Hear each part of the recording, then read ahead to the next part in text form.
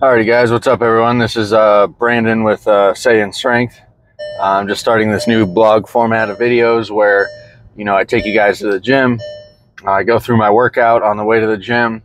I'll give you some tips, some pointers, and some other stuff, just talking about off the top of my head, what the workout's going to be and stuff you can do to progress, and get bigger and stronger over time. So if you like this type of format, a lot of guys are doing it. Go ahead and drop a like, put a comment, and subscribe, because I'm going to be trying to film, every time I go to the gym. So should be plenty of videos every week to check in on and gain knowledge and follow along if you want to, because I'm going to be filming the workouts, also putting commentation in during the workouts because I got myself a little microphone here. So hopefully the audio is good, and hope you guys enjoy. Today is a push day. Chest, shoulders, and triceps. Gonna start off with the flat bench. My powerlifting movements, bench, squat, deadlift, I usually start with those because they take the most energy, take the most out of me, and I want to perform them the best. So I do 3 sets of 6 working sets on the bench at 275 pounds. Try and progressive overload those reps from 6 to 7 or 8. Right now it'll be difficult because I'm in a caloric deficit and I've lost, 10 or 12 pounds. So of course, when you lose weight and you're in a caloric deficit, you don't have as much glycogen in your muscles.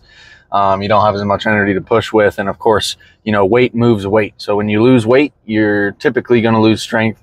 Obviously the goal is when you're cutting in a caloric deficit is to gain, lose as much fat as possible while maintaining strength as much as possible. Obviously, while you're in a caloric deficit and you're 10 pounds down from your bulk, you're not going to be, hitting PRs, and you're not going to be, getting more reps on every single workout, on every single set like you did when you were bulking, and you felt really strong and every workout was awesome. And, it's just not the way it is when it's cutting. You have to deal with that. You have to know that, hey, your strength is going to suffer, but it doesn't mean you still don't go really hard in the gym. Because the harder you go when you're on a cut, the more you force yourself to maintain that strength that you've obtained during your bulk, the more muscle you're going to retain during your cut and the more fat you're going to lose. Obviously, it really depends on your caloric intake and your macros and stuff, how much protein you're getting in, but you really need to make sure that during your cut, you're not just, half-assing it. You're not just, going to the gym to go to the gym, going through the motions. Because if you're going to do that, and you're in a real caloric deficit every day where you're 500, 800 calories underneath maintenance, you're going to lose weight. And if you're not pushing it hard in the gym, some of that weight is going to be muscle. And you worked really hard to put on all that muscle. So why would you want to lose any of it? I mean, it's inevitable. When you're on a caloric deficit for a long period of time, or really any period of time, as you lose weight, some of that weight is going to be muscle and some of that weight is going to be fat. Now, it's similar to a bulk. When you're on a bulk, that weight you gain, some of it's going to be fat and some of it's going to be muscle. Now, it really depends on how much fat you gain and how much muscle you gain during a bulk, and then how much fat you lose and how much fat you're able to and how much muscle you're able to retain during a cut. So let's put this into a scenario for you. Let's say you go 3 months, 3 months of a bulk, caloric surplus. You gain 10 pounds during that 3 months, but you ate kind of sloppy. You didn't train super hard. And so you ended up gaining 5 pounds of muscle, which is good. 5 pounds of muscle in 3 months is really good. And you gain 5 pounds of fat because that's inevitable. Probably could have gained less, but there you go. You got 10 pounds, 50% of it's fat, 50% of it's muscle. So now you're up 10 pounds and you're like, all right, let me go on a caloric deficit, a cut. I'm feeling a little bit chubby. Let's get back down to get, lean. That's part of the whole process, bulking and cutting. A lot of guys like to choose just maintenance, but you bulk and cut back and forth. That's what the professionals do.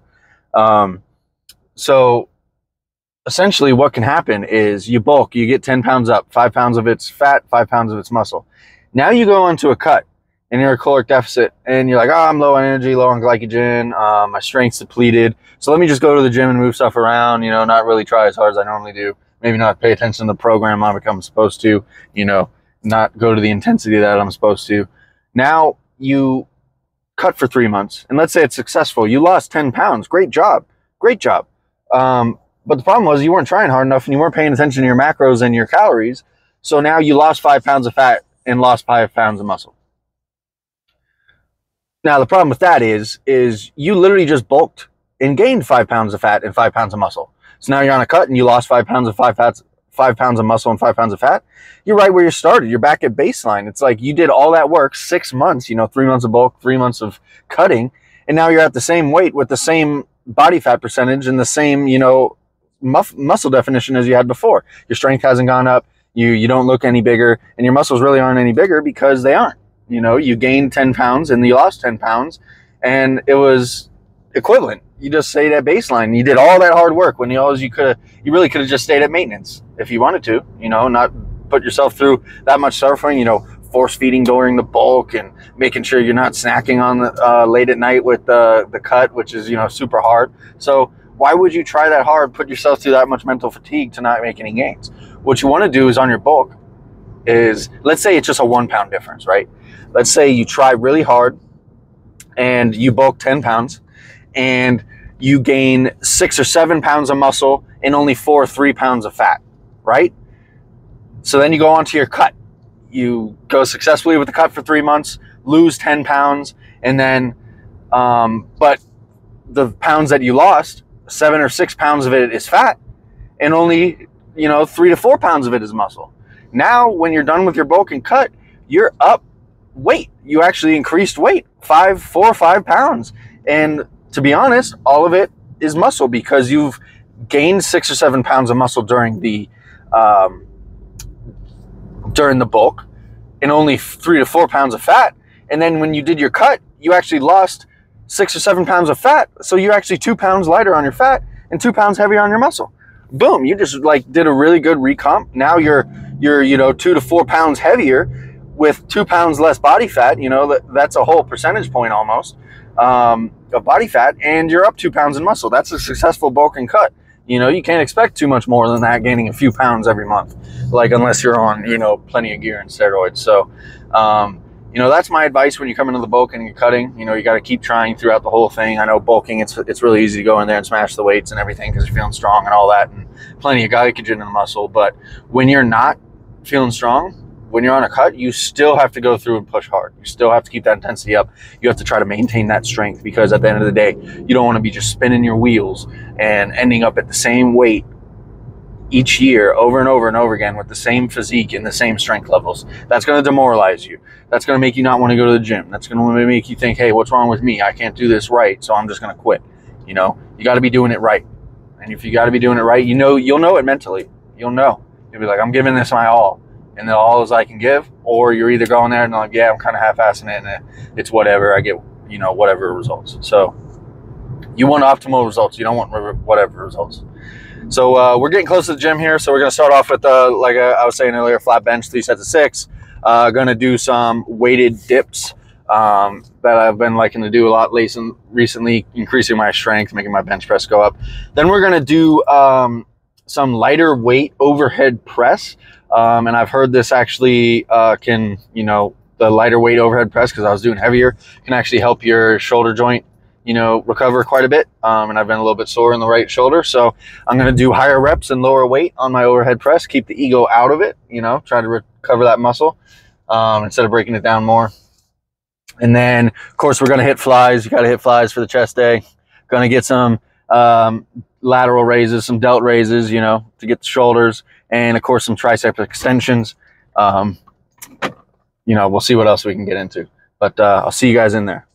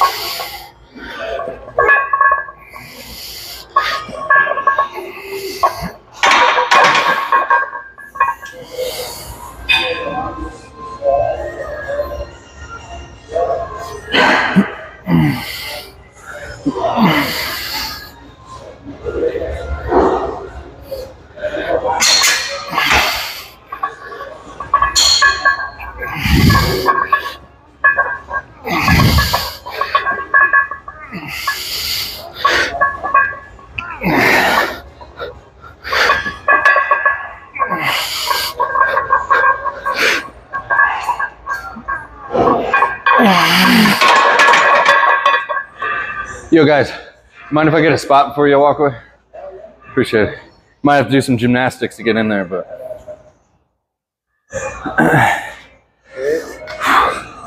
Go for 6. Yeah. 275.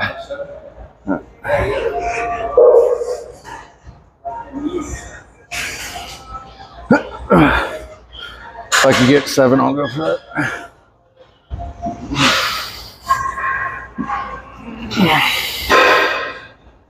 Push it up. Nah, I got this bench moves.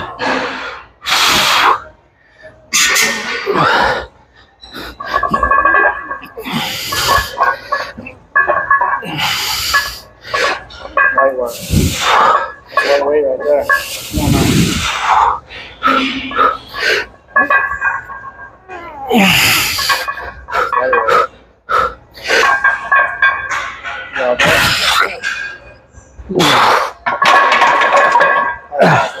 Appreciate it.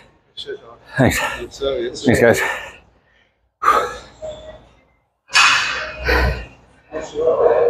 Right now, 210. 158. I was 140 last month. Damn, that's good. Yeah. You getting it up? How old are you? 21. 21? Yeah, I'm 27, so got a few years on you. Sounds like a big day. Yeah, bro, keep that 1 gram per pound of protein every day. You know, caloric surplus. Eat food. Yeah. Oh, there you go. You'll gain weight quick. For sure, man. What's your name? Ray. Ray? Brandon. Nice to meet you. I'll see you around. Yeah, guys. Practice safe sets. Even if you got to ask for help.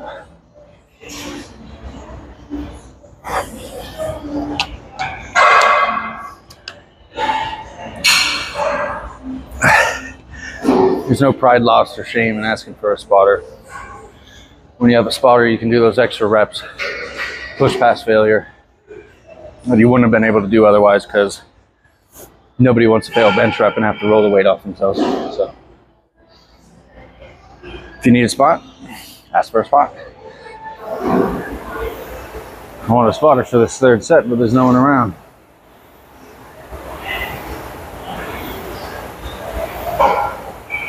I'm gonna have to go ask somebody to spot me. BRB. One of you guys mind giving me a spot over here? What's up? Do one of you guys mind giving me a spot on the bench? Yeah, I got you. Appreciate it. I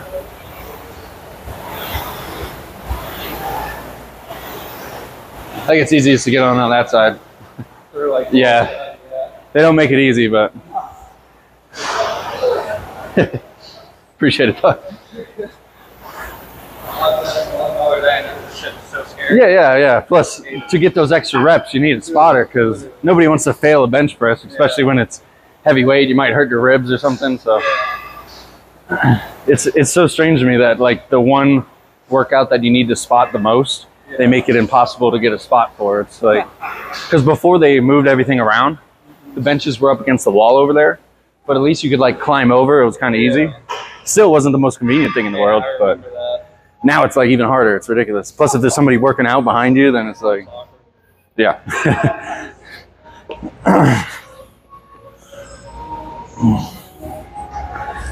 Go for 6. Let me know when you. I don't need to lift. This bench moves.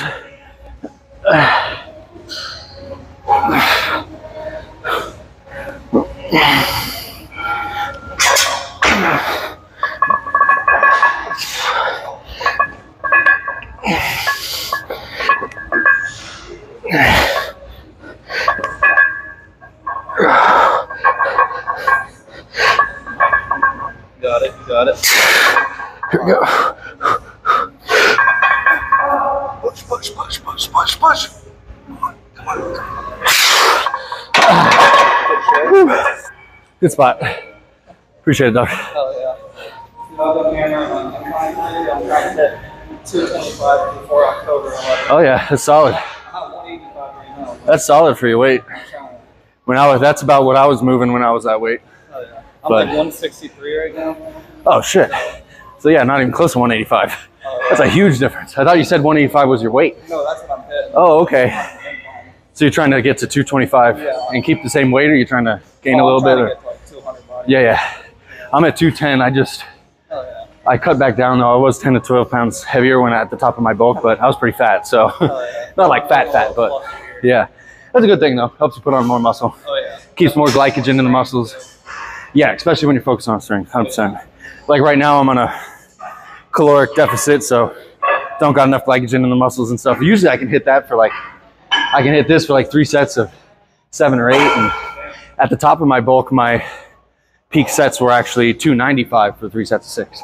But since I lost 12 pounds, you know, it's inevitable that you're going to lose some strength. But I know that once I get back on the bulk, like I'll probably go past 295, you know, so it's the mental games you got to play with yourself. Because there's some days you can show up and you're just like, I'm a weak son of a bitch. You know what I mean? We were doing chest, started with incline. I couldn't do 185 for 1. Yeah. That's like unheard of. Right. And then we went on to cables and everything. Everything felt so heavy. Yeah. Sometimes it's just that day where like maybe the last 2 days you didn't eat enough, you didn't get enough carbs in, so there's not enough glycogen in the muscles, and you're just, maybe you were even in a caloric deficit too, so the chance of you feeling strong and everything, maybe you didn't sleep enough, there's so many factors. So if you just come to the gym one day and you're like, oh, I feel fucking weak, you know, the chances are if you give yourself some rest, eat some food, next week you're gonna feel strong as fuck, you know, because it always comes in cycles. And then if you feel weak, like going into your workouts and fatigued for like weeks on end, like 1-2 weeks, like multiple workouts in a row, probably time to deload, or at least take some time off. Deload is obviously better than taking time off because you can still, you know, keep the muscle maintained and everything. Obviously, like just lightweight volume. Yeah, volume training for lightweight. Still going high intensity and everything. Yeah, you want to deload for 1 or 2 weeks every 2 to 3 months. When you're a beginner, you can go a lot longer without deloading because you're not moving as heavy as weights, and you know you're still into it. Your joints are fresh and everything. Me, I've been doing it for 10 years, so my joints are all ready to give out and stuff. But so yeah. A few months ago. Exactly. But yeah, you deload every 2 or 3 months, you'll be surprised how it like kind of breaks those plateaus. Because like you're like, oh man, I'm not in the gym for, you know, or at least I'm not training hard for 7 to 14 days, but like your body doesn't change that much in 7 to 14 days. Like in like just going back in the gym for 1 or 2 weeks, hitting it hard, you're gonna put on anything that you lost, which was very minimal anyway. Plus some, because you gave your body the time to recover. So. All right, man. Thanks for the stop, man. What's your name? Forrest. Brandon, nice to meet you. Nice to meet you. What's your name, dog? Nick. Brandon, nice to meet you guys. Yeah. I'll see you guys around if you're serious about it. So, yep, you too.